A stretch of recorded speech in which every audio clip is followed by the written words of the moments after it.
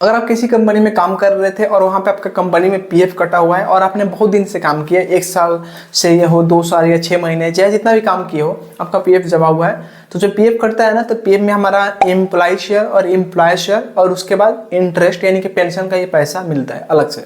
ठीक है, तो यहाँ पे एडवांस फॉर्म 31 भर गए, आप एम्प्लॉय शेयर निकाल सकते हो। फॉर्म 19 फिल करके आप एम्प्लॉय शेयर और एम्प्लॉयर शेयर दोनों निकाल सकते हो, और फॉर्म 10C फिल करके हम पेंशन का पैसा निकाल सकते हैं।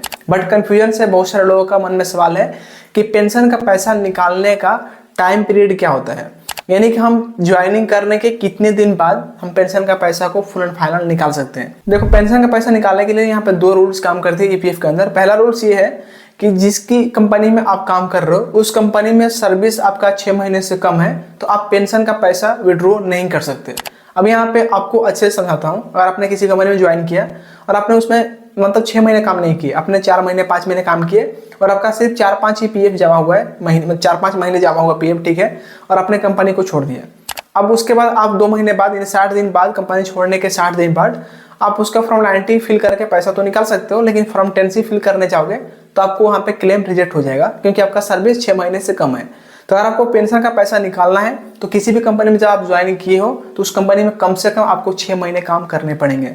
6 महीने सर्विस कम होता है तो आप पेंशन का पैसा 10C भर के नहीं निकाल सकते, आपको वहाँ पे क्लेम रिजेक्ट हुआ मिलेगा। हाँ, फॉर्म 19 भर सकते हो, कोई प्रॉब्लम नहीं है, जॉब छोड़ने के 60 दिन बाद।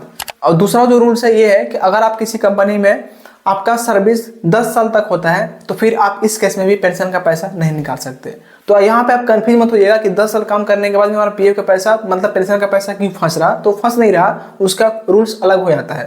अगर आप किसी कंपनी में आपका सर्विस 10 साल का है तो वहाँ पे आपको जो फॉर्म 10C है ना, वो 10C नहीं भरना है, आपको फॉर्म 10D भरना है। 10D भरने के बेनिफिट्स ये होते हैं कि आपको हर महीने पेंशन मिलेगा, आपको एक ही बार वो सारे पैसे नहीं मिलेंगे, आपको हर महीने मंथली पेंशन मिलता है। अगर आप जैसे आपका एज 58 ईयर्स होता है ना, मतलब 58 साल एज हो जाता है, तो आप फॉर्म 10D भर के क्लेम कर सकते हैं। उसके बाद आपको हर मंथली आपको पेंशन मिलेंगे। जैसे भी कोई गवर्नमेंट एम्प्लॉय को पेंशन आता है ना, उस तरीके से आपको पेंशन मिलेंगे जब आपका सर्विस 10 साल का होता है तब। बट इसमें भी कुछ रूल्स है। ये रूल्स किस तरीके से काम करते हैं, एग्जाम्पल, आपने एक यूएन में 2 सर्विस है, यानी आपने 2 कंपनी में काम किया, तो पिछले वाले कंपनी में भी हो सकता है कि आपने काम किया हो 1 साल 2 साल और आप प्रेजेंट में आपने 10 साल कंप्लीट कर लिया।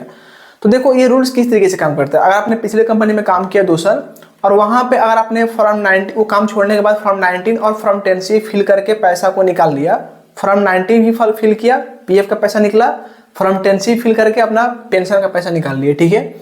उसके बाद फिर दूसरा कंपनी ज्वाइन किए, तो इस कंपनी में आपने सिर्फ 8 साल ही काम किया और 2 साल उसको जोड़ रहे हैं ना, तो फिर इस कंडीशन में ये रूल्स काम नहीं करते हैं क्योंकि वहां पे आपने फॉर्म 10C अप्लाई करके पहले ही निकाल चुके हो। तो इसमें आपका टोटल सर्विस माना जाएगा सिर्फ 8 साल। अगर आपने प्रेजेंट सर्विस में आपने कंटिन्यू 10 साल तक काम किए हो ना, तो ये आपका करेक्ट 10 साल सर्विस होता है क्योंकि आपने इसमें बिल्कुल फॉर्म 10C अप्लाई नहीं किया हो।